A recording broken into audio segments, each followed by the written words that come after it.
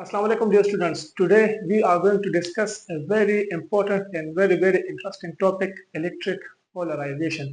So let me define first what is electric polarization. If you notice the word polarization. Poles actually means the appearance of positive and negative charge on a neutral atom is called pole, and the process in which we doing such process under the presence of electric field, then such process is called electric polarization.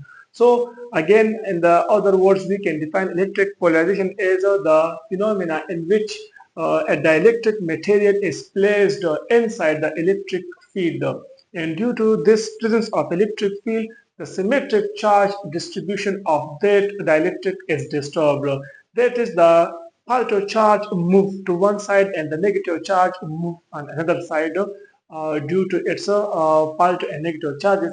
And due to this movement of the charges of an induced dipole appear on the neutral atom, and this process is called electric polarization. Let me explain this definition with the help of a diagram. Look at this. This is a neutral atom. Neutral atom means there are two electrons orbiting around the nucleus, and in the nucleus there are two positive charge means two protons. So as a whole, this is a neutral atom. मैंने ऊपर लिखा भी है कि ये हमारे पास एक neutral atom है. अच्छा, अब आप लोग गेस करें, आप लोग अंदाजा लगाए what will happen when we placed such neutral atom inside the electric field. What will happen? Okay, let me explain. These ये जो साइड है, this is a positive terminal, positive side, and this is a negative side. ठीक है. अच्छा, electron के ऊपर कौन सा चार्ज है? इसके ऊपर नेगेटिव चार्ज है, एंड प्रोटॉन के ऊपर पॉजिटिव चार्ज है. तो definitely the proton or the positive charge will move toward the negative sides, and the electrons, due to having negative charge, will move toward the positive plate. So its symmetry will change, its charge distribution will be disturbed. देखिए, आप गौर से देखिए, हमने ये atom लिया है inside electric field. अब क्या होगा? ये एटम कुछ इस तरह हो जाएगा. अगर मैं इसके दोबारा नीचे लिख दूं तो ये एटम, इसकी जो शेप है, इसकी जो सिमेट्री है, वो डिस्टर्ब हो जाएगी कुछ इस तरह. ये मैंने लिखा. और इसकी जो पॉजिटिव साइड है, प्रोटॉन, वो यहां पर आ जाएंगे, और इसकी जो इलेक्ट्रॉन्स है, ये इलेक्ट्रॉन वो इस तरफ आ जाएंगे, और इसके दरमियान में कुछ सेपरेशन डिस्टेंस डी वो आ जाएगी. तो आप देखिए, क्योंकि इलेक्ट्रॉन इस साइड पर इसलिए आए हैं क्योंकि यहाँ पर पॉजिटिव है, और प्रोटॉन उस साइड पर इसलिए गए क्योंकि यहाँ पर क्या है, यहाँ पर नेगेटिव है. और इसको आप गौर से देखिए, इस डायग्राम में इसकी शेप भी डिस्टर्ब हो गई, और इसकी चार्ज डिस्ट्रीब्यूशन जो पहले सिमेट्रिक थी, अब वो डिस्टर्ब हो गई है, क्योंकि इसकी सारे जो नेगेटिव है वो एक साइड पर आ गए हैं, और सारे पॉजिटिव वो दूसरे साइड पर चले गए हैं. तो इसका मतलब कि अब जो है ना, अब इस एटम के ऊपर यहाँ पर पार्शियल नेगेटिव आ जाएगा, और यहाँ पर पार्शियल पॉजिटिव आ जाएगा. तो ये डाइपोल, इसको हम कहते हैं dipole. Di means two poles. तो एक नेगेटिव एक पॉजिटिव, पहले न्यूट्रल, अब इसके ऊपर पॉजिटिव नेगेटिव चार्जेस आ गई. तो इसलिए ये जो आ गई है, जो चार्जेस आ गई है, ये इस इलेक्ट्रिक फील्ड की वजह से आ गई. इसलिए हम इसको कहते हैं इंड्यूस्ड डाइपोल. और इंड्यूस का वर्ड इसलिए हम इस्तेमाल करते हैं क्योंकि ये परमानेंट नहीं है. जैसे हम इस इलेक्ट्रिक फील्ड को हटाएंगे, on the removal of this electric field, the symmetric charge distribution will regain its original shape. हमारे पास जो पहले जो डिस्ट्रीब्यूशन थी, जो सिमेट्रिक थी, अब वो वापस जो है ना अपनी हालत में आ जाएगी, और इससे वापस एक न्यूट्रल एटम वो बन जाएगी. तो इसलिए हम इंड्यूस का वर्ड इस्तेमाल करते हैं. तो देखिए, इस शेप को देखिए, यहाँ पर पहले न्यूट्रल, अब इससे ये शेप बन गया, इसके ऊपर जो है ना पॉजिटिव नेगेटिव आ गई. तो इस पूरे प्रोसेस को हम कहते हैं इलेक्ट्रिक पोलराइजेशन. आप डिफिनेशन की तरफ देखें. The phenomena in which a dielectric material is placed inside the electric field, due to which its symmetric charge distribution is disturbed, that is, positive charge move to one side and the negative charge is moved to another side, and hence dipole is induced. It's called electrical polarisation. देखिए, अब जो हमारे पास ये तो phenomena हो गया electric polarisation का, और मैंने जो सेकंड वर्ड यूज किया डायपोल, इंड्यूस्ड डायपोल। तो अब इसके ऊपर जो है ना वो इंड्यूस्ड डायपोल आ गए हैं। तो जिस बॉडी के ऊपर वो इंड्यूस्ड डायपोल आ जाए तो कुछ एलिमेंट्स जो है ना वो, कुछ मॉलिक्यूल्स उसके अंदर परमानेंट डायपोल मूवमेंट होते हैं, और कुछ मॉलिक्यूल के अंदर जो है ना वो परमानेंट डायपोल मूवमेंट नहीं होते, वो इंड्यूस्ड होते हैं। वो जो है ना वो जब इलेक्ट्रिक फील्ड हम उसको देते हैं तो वो अपने अंदर डायपोल मूवमेंट शो करता है, और जैसे इलेक्ट्रिक फील्ड खत्म तो वो अपना डायपोल मूवमेंट उसके अंदर वो जीरो हो जाती है। तो ये एक न्यूट्रल एटम वो कुछ इस तरह उसके अंदर इंड्यूस्ड डायपोल मूवमेंट होती है। अच्छा, अब मैं आपको अगेन एग्जांपल देता हूँ परमानेंट डायपोल मूवमेंट का, जिसके अंदर परमानेंट डायपोल मूवमेंट होती है और जिसके अंदर नहीं होती। तो आप एग्जांपल के तौर आप इस की तरफ तवज्जो करें, वाटर मॉलिक्यूल की तरफ। हमारे पास जो वाटर मॉलिक्यूल है वो एक्चुअली किस चीज से बना है? H2O। और इसकी जो स्ट्रक्चर है वो हमारे पास ये ऑक्सीजन हो गया और ये दो हाइड्रोजन। तो नॉर्मली ऑक्सीजन के ऊपर वो पार्शियल नेगेटिव एंड हाइड्रोजन के ऊपर पार्शियल पॉजिटिव, ये है हमारे पास, ठीक है। अब आप गौर से देखिए, मैंने इस वाटर मॉलिक्यूल को इलेक्ट्रिक फील्ड के अंदर वो रखा, तो अब क्या हो जाएगा? देखिए, अब अगेन इसी ये जो फिनोमिना है वो वहां पर भी वो हो जाएगा। तो हमारे पास जो वाटर मॉलिक्यूल पहले इस तरह था फॉर एग्जांपल, तो अब ये कुछ इस तरह बन जाएगा। गौर से देखिए, ये अब इस तरह हो जाएगा।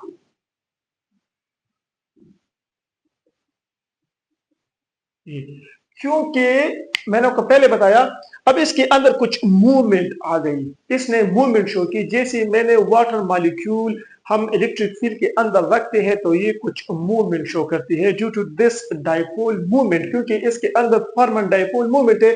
तो इसने अपने आप को इस तरह अलाइन किया अगेंस्ट द इलेक्ट्रिक फील्ड। ये देखिए, हमारे पास जो इलेक्ट्रिक फील्ड है वो फ्रॉम पॉजिटिव टू नेगेटिव है, ये वाला हमारे पास जो इलेक्ट्रिक फील्ड वो फ्रॉम पॉजिटिव टू नेगेटिव, ये हमारे पास इलेक्ट्रिक फील्ड है। लेकिन अगर हम इस डायपोल को देखें, इस चीज को देखें, तो यहाँ की जो इलेक्ट्रिक फील्ड है ये इसकी अगेंस्ट है, ये इसके अगेंस्ट, क्योंकि ये पॉजिटिव ये नेगेटिव, ये इसकी इलेक्ट्रिक फील्ड कुछ इस तरह है। तो ये जो डायपोल मूवमेंट एक्चुअली हम जो मैयर करते हैं, तो असल में जो मॉलिक्यूल जिसके अंदर परमानेंट डायपोल मूवमेंट होती है, जब हम उसको इलेक्ट्रिक फील्ड के अंदर एग्जर्ट करते हैं, तो ये जो मॉलिक्यूल होते हैं, जो पोलर मॉलिक्यूल है, ये उसी एक्सटर्नल इलेक्ट्रिक फील्ड के अगेंस्ट अपने आप को अलाइन करता है। तो इसी एक तो ऊपर से हमने इलेक्ट्रिक फील्ड लगाया था एक्सटर्नल, और एक इसके अंदर अपनी एक इलेक्ट्रिक फील्ड बन जाती है जो उस एक्सटर्नल फील्ड की अपोजिट होती है। जिस तरह मैंने ड्रा किया, ये जो रेड लाइन से मैंने शो किया, ये एक्सटर्नल इलेक्ट्रिक फील्ड है, और ये जो मैंने ब्लू शो किया ये इसकी इंटरनल मैग्नेटिक इलेक्ट्रिक फील्ड है।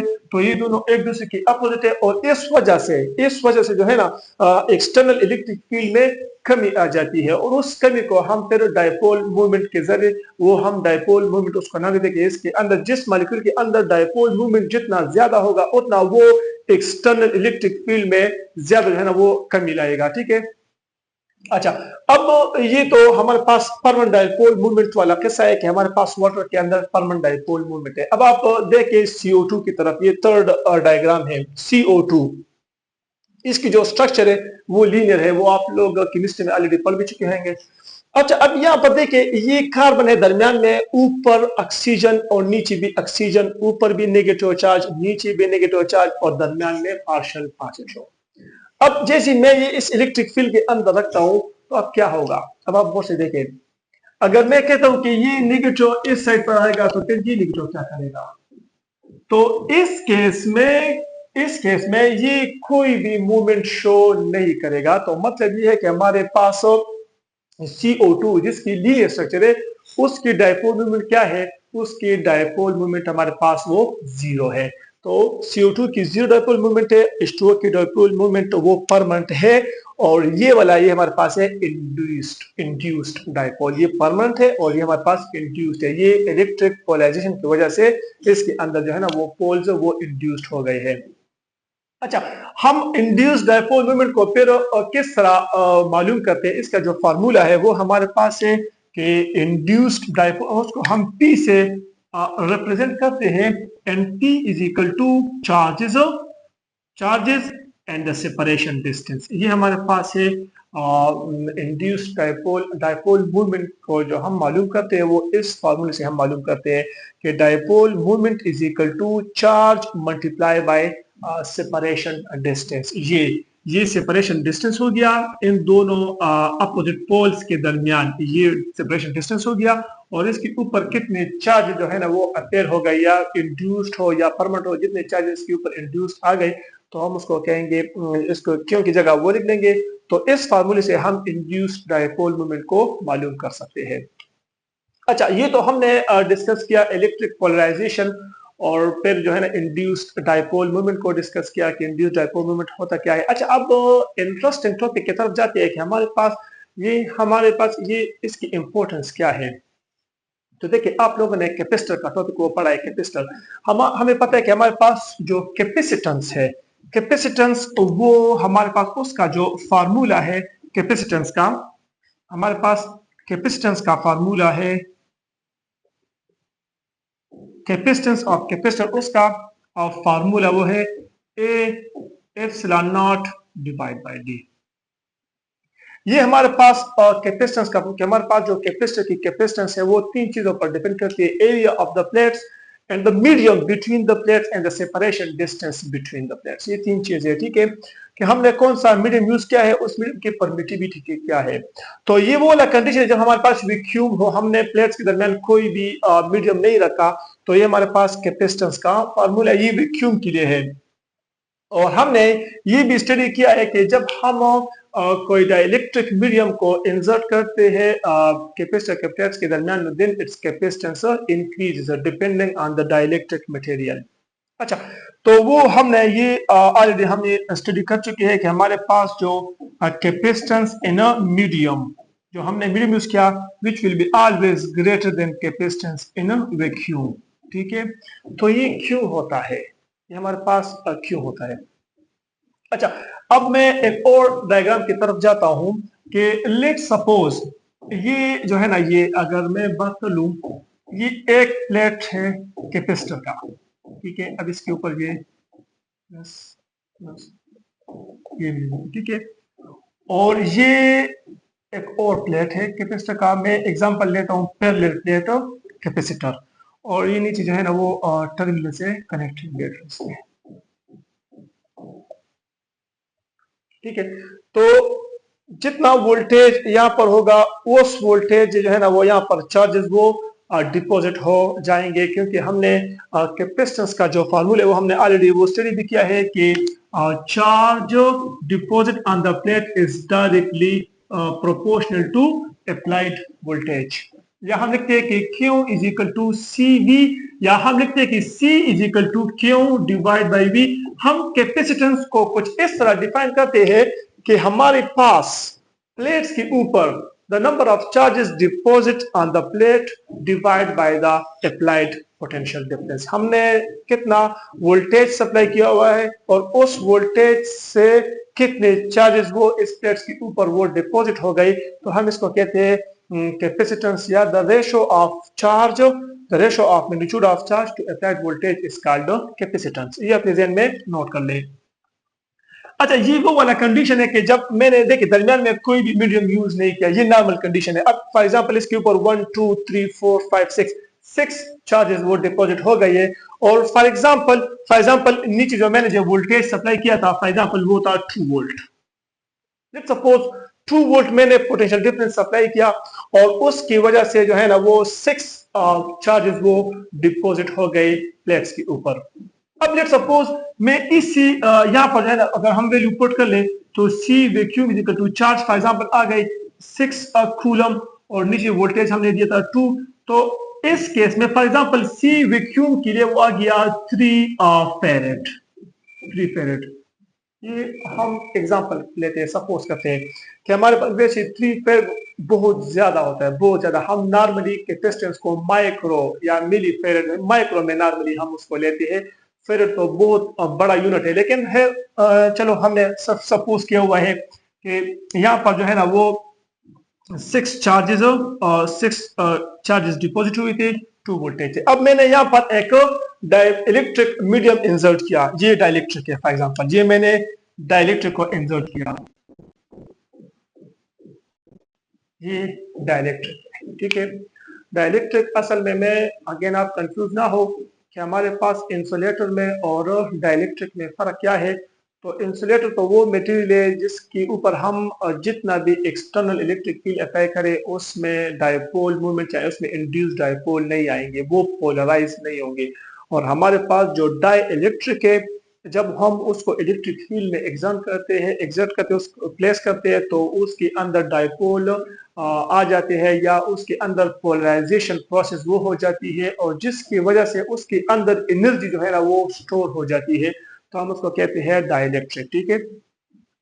तो ये मैंने एक डाइलेक्ट्रिक यहाँ पर इंसर्ट किया। अब इसके नॉर्मल जो है ना वो सिमेट्रिक चार्ज डिस्ट्रीब्यूशन है, अब इसके ऊपर जो है ना वो कोई भी प्लस माइनस चार्ज नहीं है, लेकिन जैसे ही मैंने इसको इलेक्ट्रिक फील्ड में इंसर्ट किया तो ऑटोमेटिकली इस डाइलेक्ट्रिक का जो है ना एक साइड, ये वाला साइड, ये ऑटोमेटिकली माइनस हो जाएगा ड्यू टू पोलराइजेशन, और ये साइड ऑटोमेटिकली पॉजिटिव में हो जाएगा, जिससे इसके ऊपर डायपोल आ जाएंगे। ये वाला साइड नेगेटिव और ये वाला side as a whole positive हो जाएगा। अच्छा, अब आप गौर से देखें, सबसे पहले तो ये इसके अंदर इलेक्ट्रिक फील्ड को डिक्रीज कर लेगा। नंबर सेकंड, देखिए ये चार्जेस यहाँ पर माइनस है, यहाँ पर ये प्लस है, तो अब ये वाले माइनस चार्जेस यहाँ से मजीद चार्जेस अपने अंदर अपनी तरफ वो अट्रैक्ट करेंगे, तो अब ज्यादा चार्जेस वो नीचे से आए, क्योंकि यहाँ पर ये तो चार्जेस सप्लाई कर रहा है लेकिन इसके ऊपर और प्लेस नहीं है, लेकिन यहाँ से ये जो है ना ये नेगेटिव चार्जेस इस पार्टिकल के ऊपर फोर्स लगा रही है, इसको अपनी तरफ वो खींच रही है, अट्रैक्ट कर रही है, तो जिसकी वजह से नीचे से और भी चार्जेस आ जाएंगे। लेट सपोज इस अट्रैक्शन यहाँ पर जो है ना ये उसकी तरफ अट्रैक्शन करेंगे ये चार्जेस, तो अब पीछे से और चार्जेस आने के चांसेस वो बढ़ जाते हैं, तो यहाँ पर जो है ना वो मजीद कुछ 4 चार्जेस वो फॉर एग्जांपल वो बढ़ गए, तो इसी तरह यहाँ पर जो है ना वो माइनस जो है ना वो 4 माइनस वो बढ़ गए। तो इसी डाइलेक्ट्रिक की वजह से जब मैंने डाइलेक्ट्रिक डाल दिया तो अब चार्जेस वो बढ़ गए, charges the position of charges on the plates of a capacitor increases. तो वो अब हम लेते हैं फॉर एग्जांपल, यहाँ पर आप गौर से देखिए, अब सी मीडियम जो हमने डाइलेक्ट्रिक यूज किया था, तो अब फॉर एग्जांपल चार्जेस आ गए 10 चार्जेस, और वोल्टेज नीचे से वही सेम है, वो 2 है, तो अब जो है ना वो बढ़ गया 5 फेरेड को चला गया। तो जब डाइलेक्ट्रिक यहाँ पर नहीं था तो 3 फेरेड जो है ना वो इसका कैपेसिटेंस था, लेकिन जैसे ही हमने डाइलेक्ट्रिक इंसर्ट किया तो इसकी कैपेसिटेंस अब बढ़ गई। मैं अगेन आपको रिपीट करता हूँ कि कैपेसिटर हमारे पास वो कैपेसिटर की वो प्रॉपर्टी है कि ये अपने अंदर कितने चार्जेस को स्टोर कर सकता है at the given potential difference. तो पहले जो केस था विदाउट डाइलेक्ट्रिक, ये अपने अंदर जो है ना 6 कूलम चार्ज स्टोर कर रहा था फॉर एग्जांपल, तो इसकी कैपेसिटेंस थी 3 फेरेड। जब हमने डाइलेक्ट्रिक इंड्यूस यहाँ पर इस्तेमाल किया तो इस डाइलेक्ट्रिक के प्लेसमेंट से हमारे पास पोलराइजेशन हो गई, और जिसकी वजह से इंड्यूस चार्जेस आ गए, और उस वजह से हमारे पास जो है ना प्लेट्स ऑफ द कैपेसिटर पर चार्जेस बढ़ गए, तो अब हमारे पास जो कैपेसिटेंस है वो बढ़ गई 5 फेरेड को चला गया। तो इसका मतलब है कि हम जब भी डाइलेक्ट्रिक को यूज करेंगे किसी कैपेसिटर के प्लेट्स के अंदर, तो उससे हमारे जो है ना वो कैपेसिटेंस वो बढ़ जाएगी, और उससे फिर वो capacitor maximum amount of charge को स्टोर करेगा, और जितनी वो ज्यादा चार्ज को स्टोर करेगा तो उतना ही उस कैपेसिटर के अंदर जो है ना वो उसमें एनर्जी जो है ना वो ज्यादा स्टोर होगी। तो ये था हमारा electric polarisation and why we use dielectric inside the plates of capacitor. ठीक है, तो उम्मीद करता हूँ कि आप लोग अब इसको अच्छी तरीके से समझ गए होंगे।